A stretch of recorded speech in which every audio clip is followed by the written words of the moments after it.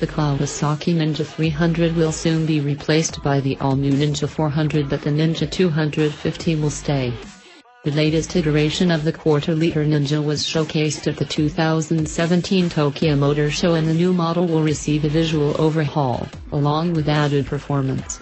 Here's what we know about the new 2018 Kawasaki Ninja 250. Just like the new Ninja 400, the 2018 Kawasaki Ninja 250 features an updated fascia with new headlight design, chin spoilers below the twin illuminators, a revised fairing, a redesigned 14-liter fuel tank, Ninja ZX-10R inspired taillight, and updated body panels. Lighting the road ahead are the pair of LED headlights, which are now becoming quite common in the entry-level performance motorcycle segment. The new fascia is in line with the styling cues of Kawasaki Ninja 250's liter class siblings.